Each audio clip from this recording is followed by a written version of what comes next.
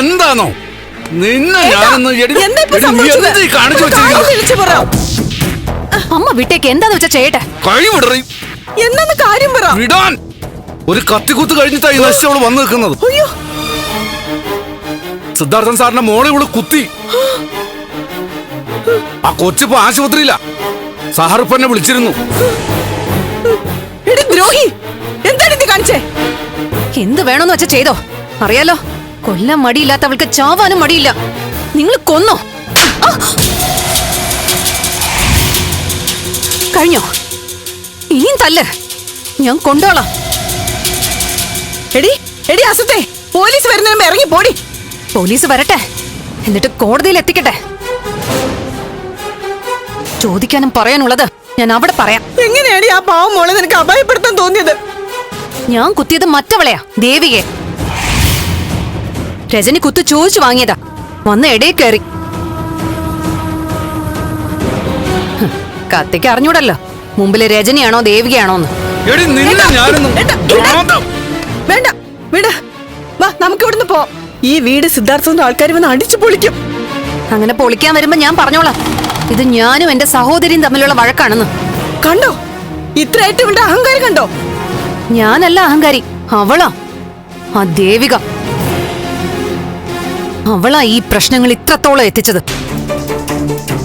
എന്റെ അച്ഛനെ എന്നീന്ന് അകറ്റിയത് അവളാ. അവൾക്കറിയാം സിദ്ധാർത്ഥൻ എന്നെ അംഗീകരിച്ച പിന്നെ പരിഗണന കുറെ എനിക്കും വരുമെന്ന്. അതാ പറഞ്ഞേ അവളെ അടക്കി നിർത്താൻ. പെരുവഴിയിൽ വെച്ച് എന്നെ തല്ലിയവളാ അവള്. ഇന്ന് വഴിയിൽ വെച്ച് അവളുടെ ഭർത്താവിനെ കണ്ടു, നന്ദൻ. അവനോട് കാര്യം പറഞ്ഞപ്പോ അവനും അവളെ അങ്ങ് ന്യായീകരിക്കാം. എനിക്ക് ചോദിക്കാനും പറയാനും ആരും ഇല്ലല്ലോ. വേണ്ട, പറഞ്ഞിട്ടുണ്ടല്ലോ, എനിക്ക് ഞാൻ മതി. അത് തെളിയിച്ചിട്ടുമുണ്ട്. പോലീസ് വരട്ടെ, ജയിലിൽ അടക്കട്ടെ.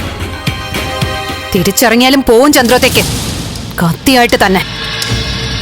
അവളെ കാണ്, വിടില്ല അവളെ ഞാൻ.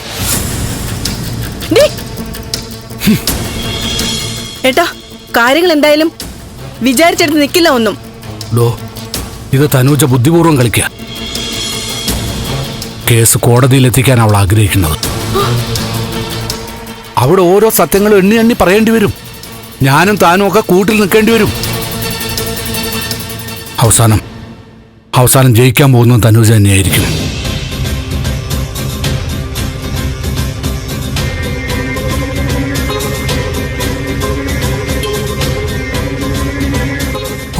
എന്ത് കഷ്ടം. ഏട്ടാ ഏട്ടാ, ഈശ്വര.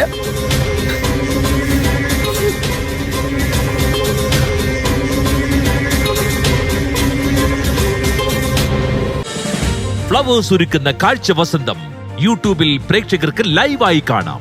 ഫ്ലവേഴ്സ് കോമഡിയിൽ ജോയിൻ ചെയ്യൂ, ആസ്വദിക്കൂ.